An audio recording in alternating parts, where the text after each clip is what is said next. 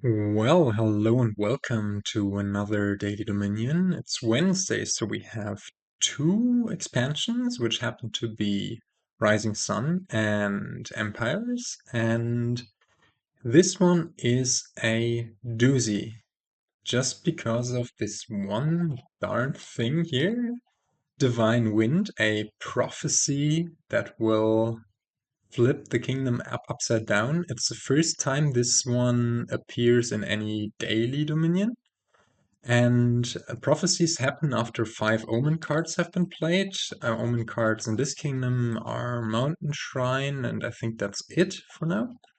So after 5 mountain shrines have been played, Divine Wind will trigger. And then that means, in this case, that all kingdom card piles will be removed from the supply, and 10 new random piles will be set up. So these 10 cards that we see here will be completely gone and inaccessible, and instead 10 new piles will appear.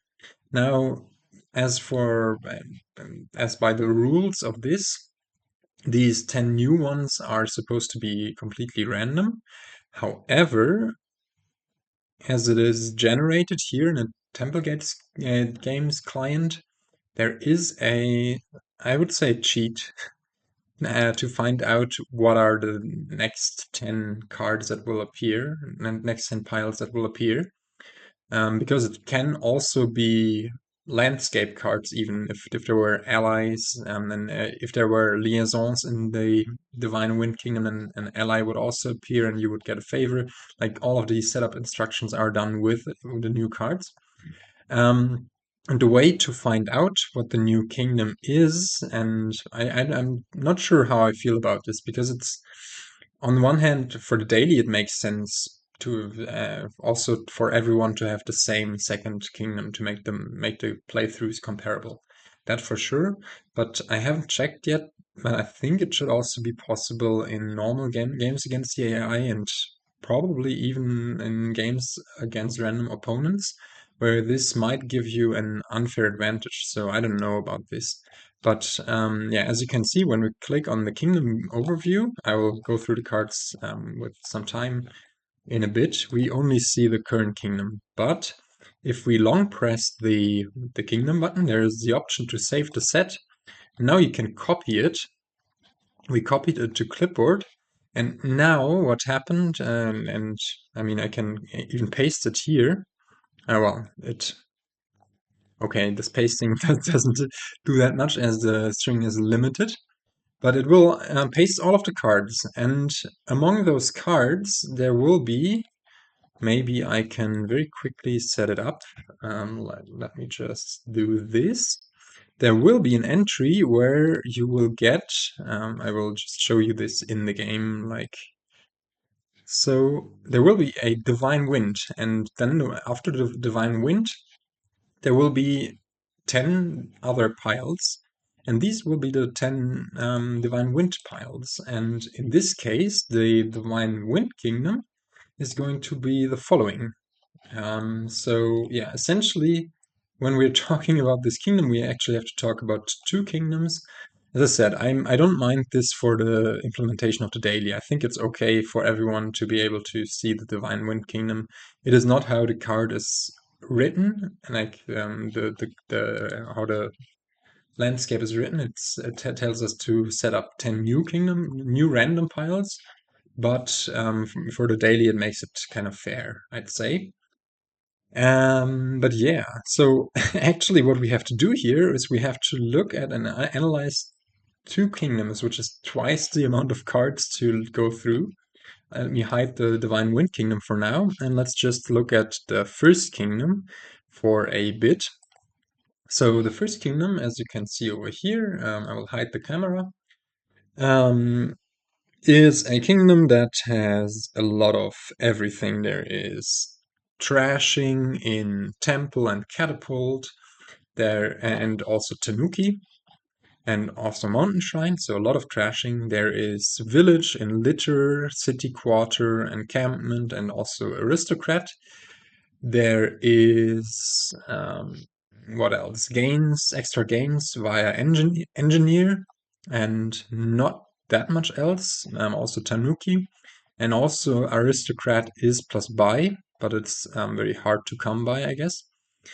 Um, and yeah, what else? Draw in City Quarter, Enchantress, also Mountain Shrine.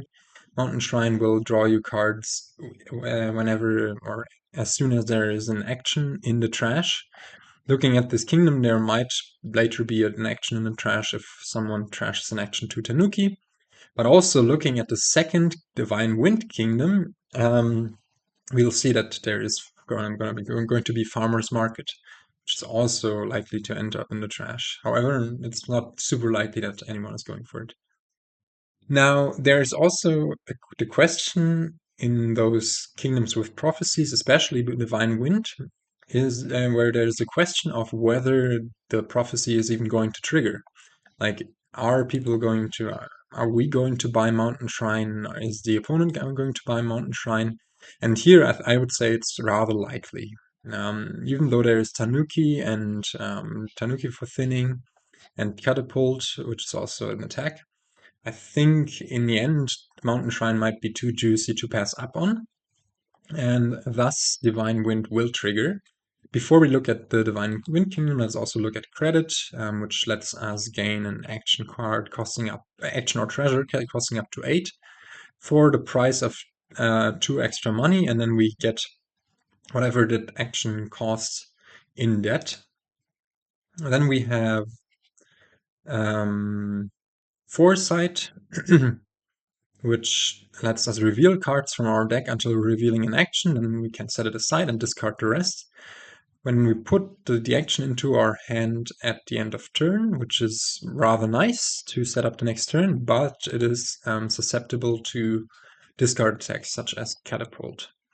Now, also before we look at the Divine Wind Kingdom, let's look at the Kingdom Quality plot. Oh, and I have not... wait, let me fix this. There we go. Yeah, the reason it was so weird is that I've upped the dots per inch to make it a bit sharper, and also I've added those markers at the end of each node, I guess. Let me know what you think about those. I would like to keep improving upon my plots and whatever I'm doing. Yeah, but as you can see, the kingdom plot is nice. I guess I also should certainly change the buys to a maybe, because Aristocrat is not really very accessible plus buy. Like, and probably the gains is what is a bit lacking here. Although Engineer is somewhat fine, I guess. But Engineer also is not super great. Early on, it might gain you a few encampments, but later on, I guess Enchantress. Aristocrat is also fine. Yeah, actually, the more I think about it, the better it gets. But yeah, what's lacking from this kingdom is plus buy. And the way to access plus buy is in the Divine Wind Kingdom, because the Divine Wind Kingdom, if we look at this is how the kingdom will look like in a bit. There is plus buy in both Farmer's Market. Well, we can't see my cursor in front of this, but yeah, I guess I can have it here.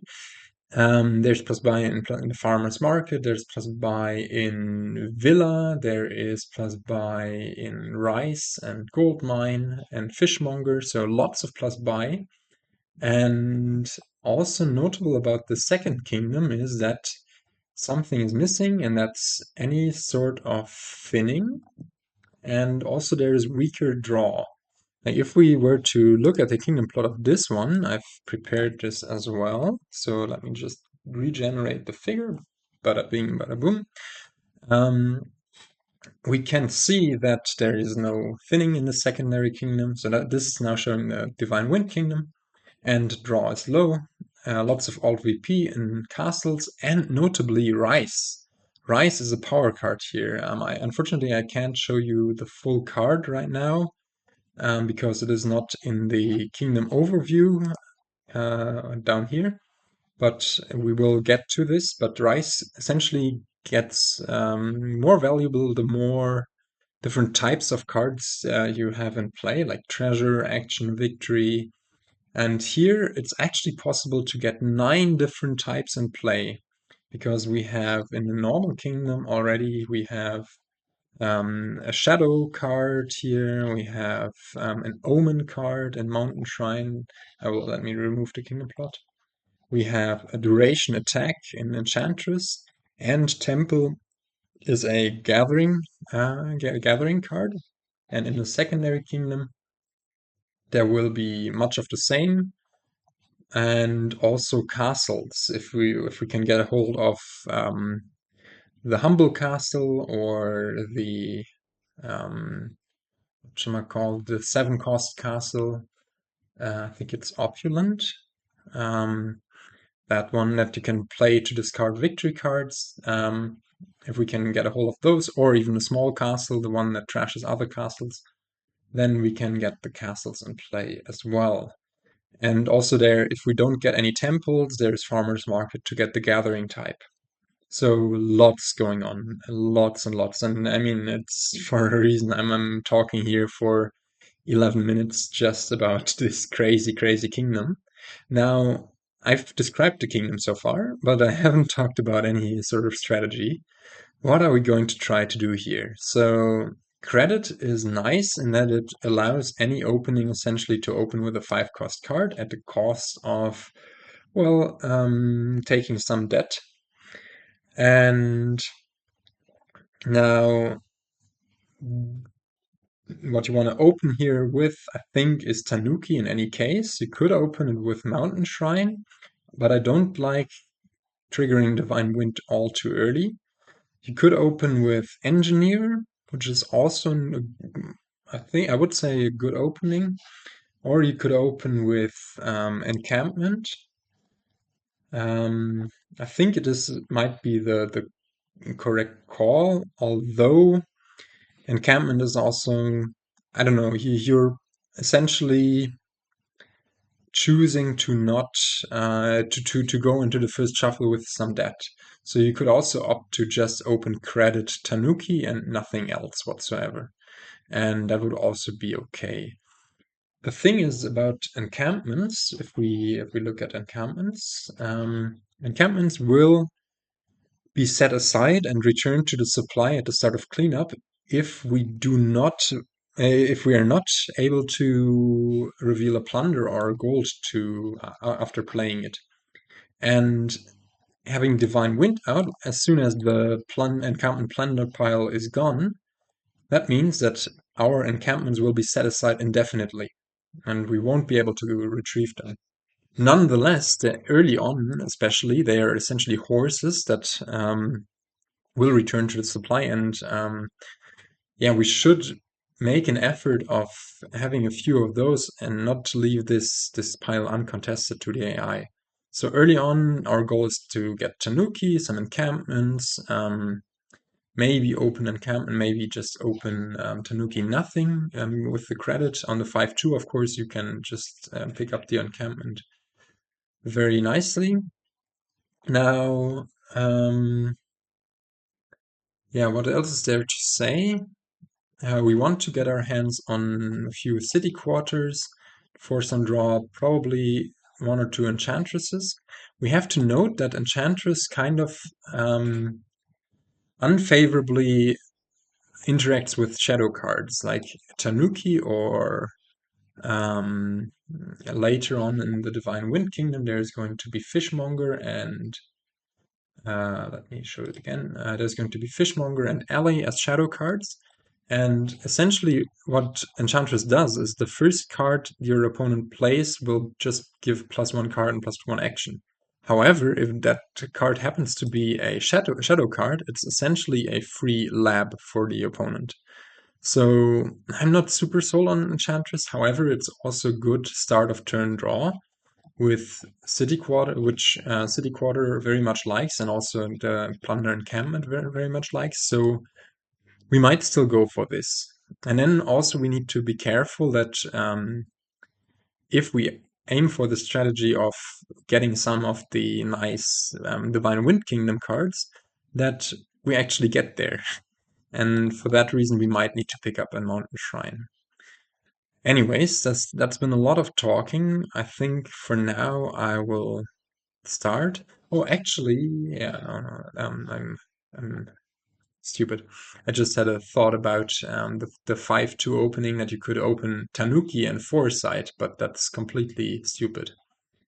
All it would do, it would trigger a weird shuffle, and yeah, having the settings set to Tanuki is not of much value. So I think I like the credit for Tanuki and nothing else opening best. That will also trigger a... Will it trigger a shuffle? No, it will not trigger another shuffle. So we won't be able to see the Tanuki that often or super often, but we might be able to smuggle it in via Foresight. So we just go credit Tanuki and start this very overwhelming, interesting game. Pay off this debt. We could go for Mountain Shrine, we could go for an Engineer, but I think both of that is not super great, especially for 0 money. And yeah, we do hit 5 here, naturally. So early on, this 5 could be a lot of things. Next turn, we're going to hit 2, which is also fine. We're just going to turn an estate into an encampment and buy an encampment, I guess. Now hitting 6 here would have been even nicer, but I think for now we just add a litter and yeah, for some supplementary draw and actions. It's way too early to add a city quarter. It's also could think about Mountain Shrine, I guess. But as I said, yeah, actually this could also be a second Tanuki. Then next shuffle, what are we going to do? We're going to have an encampment in there. Actually, that might supercharge our trashing, and I don't dislike that too much. So let's go for a second Tanuki. The AI, what does the AI do? Shuffles its deck, gains an encampment, buys Foresight to set aside an encampment. I mean, we could do the same here to trigger the shuffle, but really there's no need. Although it would be nice to, of course, find an encampment next shuffle. And AI buys credit for an encampment. That's weird. That's super weird. But of course, it denies us the joy of trashing our estate into an encampment. So we are even a copper into an encampment. Here, as we are, I don't know, I think we still go for this Enchantress stuff, even though it allows the opponent to pick up.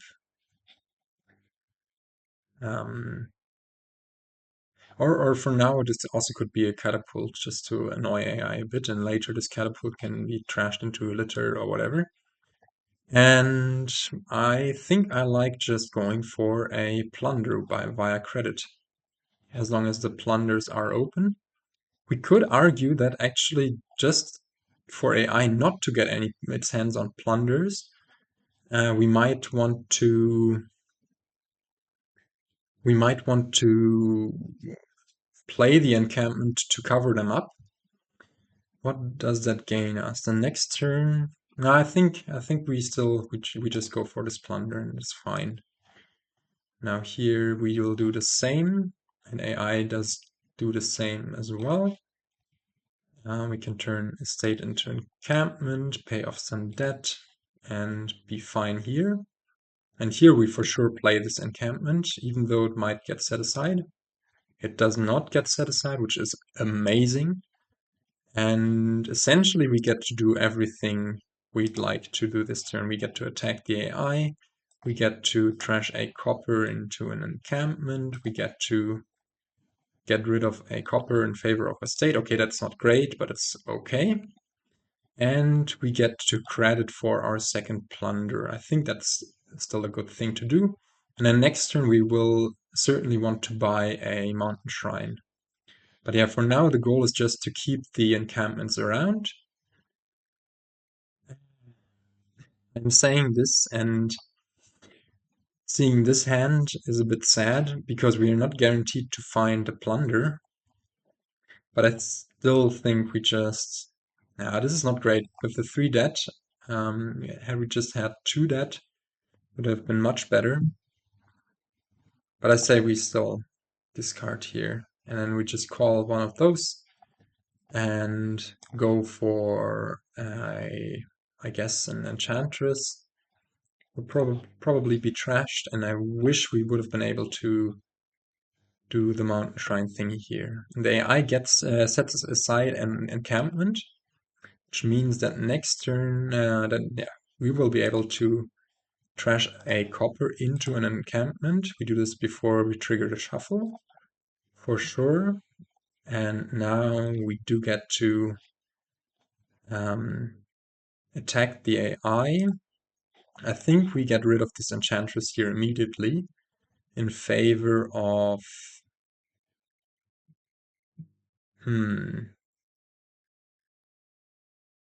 Or do we want to play this? Then AI won't be able to Tanuki anything? Or, I mean, it would be able to, but at the cost of having to get rid of one of its thingies. No, I think we actually... Yeah, I'm really unsure as to what to turn this into. We could turn it into a litter. Actually, I like doing that. It's just a bit more reliability. Do we want to attack the AI here even? I think it's fine. And yeah, we have all 5 encampments. AI has 3 of the plunders, but that's not going to achieve much. And now we can just go very aggressively for those mountain shrines. I think we will buy another one this turn. And yeah, here this litter allows us to first draw to ensure that these encampments do good stuff for us. I also added a litter. And do we want to turn anything into anything here, or do we just say, okay, we go for the second mountain shrine, and we'll just take 2 more turns to go for more? I think that's fine. We can attack the AI once more. Yeah, our deck is kind of sitting and waiting, but right now it's a very comfortable waiting position just because we have this huge lead in encampments. And yeah, next turn we will want to buy a city quarter. Now this is a somewhat nasty draw. I think we just play... no, if you just play this mountain shrine, then yikes. I think we're so far ahead that we can afford to get rid of one of the encampments. Yeah, we do, unfortunately, but I still like making some progress here at least. It's of course rough to lose it like that, but what can you do? I mean, we had so little stuff set aside, and now there's a question of what else do we want from this kingdom over here? Maybe we would rather have a... Well, we can still do this next turn after having attacked the AI here. So let's attack it one more. We would rather have a litter than the catapult, I think. And now here we just go for a city quarter. Yeah, losing this encampment sucks for sure, but well. Now, what do we pig here with AIs and enchantresses? Yeah, actually, this is good news. As I said, enchantress and shadow cards with the Divine Wind Kingdom. This will be different, but yeah. I picked the city quarter there as we have a lot of overdraw with all of these mountain shrines. And now here I will want to get one more. Like, is this true? Do we want to get rid of our attack card? Is there an attack card in the Divine Wind Kingdom actually? Let's make sure. No, actually what we want to do is we want to turn it, I think, into an enchantress. I mean, this is as said, this might be considered some light cheating, but it is all available from just saving the set and looking at what string it will give you. But yeah, having this Enchantress will always have this duration attack type in play, which will power up the Rise in a very nice way. So yeah, we now find this Divine Wind Kingdom like this, and I guess we do not yet get the Enchantress in play, but rather, yeah, I think we just go for Villa and just to have an extra buy next turn and our actions. We could go for Credit Rise, or we could snatch this Humble Castle to ensure that we have um, the victory and castle type in play. I think, yeah, we're playing for the long game here, and we're so far ahead with those 4 encampments versus AI's 1. So yeah, really.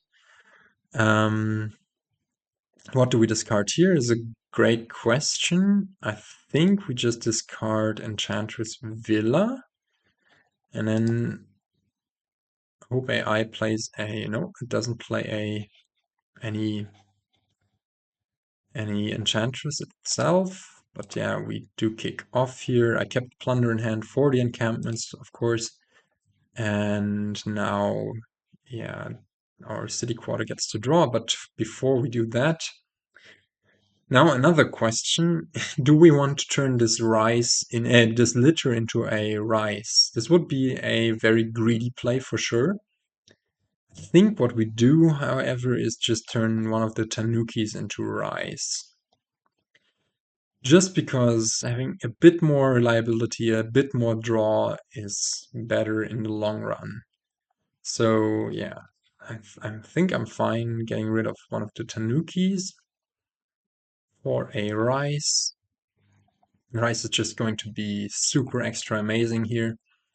So now we get the Enchantress in play the Villa, and look at this beautiful Rice already being worth 6. And we can even add a farmer's market, buy yet another villa, and I mean, this is of course not optimal play, but we're ahead, so we can afford this. Yeah, not play the litter, and now our rice is worth a magnificent 9, and we can just pick up 2 more of them. Or do we want to play it a bit safer? Pick up maybe a fishmonger and a poet, just to have. Now, well, the fishmonger is not going to be an action for our city quarter to find, but it's going to be a counter to AI's. What should I call it? Enchantress? Or are we just greedy? I think we are just greedy for now, because it's going to scale so nicely, and we do have the Enchantress in play, giving us the start of turn draw here. AI will probably attack us with Catapult, I was about to say, but only in the Enchantress attack. Now, here, of course, having the Fishmonger would have been really, really nice, but, well, what can we do? However, we can still play this Farmer's Market or an Encampment as a... Do we want the 2 coins and the buy rather than... Well, it's a bit greedy playing the Encampment as just a pig, but it's fine, I think, especially with the draw via our Mountain Shrines. I'm saying, and I'm drawing. Okay. Now the last 2 cards are Tanuki and the City Quarter. I think at this point we can indeed turn the litter into rice, be a bit more greedy than we were before, and now set up the next turn, I think, via getting some poets and foresighting them or whatever, and yeah, draw into this. Now here, wait, what do? We play the farmer's market, play all of this rice for 9 each. Is this a win yet? Probably not, but it's certainly close because we could in principle really easily empty the villas. And this might be a win, as ridiculous as it seems. Let's see. Let's buy. I'm not calculating this through, but we need to play a few of them to keep our buys. We can essentially buy a few rice. Now, how many will we be able to draw? We will need to play. Yeah, we will only be able to draw 3 rice. But 3 rice is going to be how much money is this going to be? 9 times 3, 27. So if we buy 2 more rice, then afterwards, will we be able to do this? Man, this feels really close, but it's not. Maybe it's there. So two more rice will be 14 to buy them. The villas will be 9, so 9 plus 14 is 23. And emptying the estates with the 6 buys we will have. No, will we have 6 buys? We won't have 6 buys.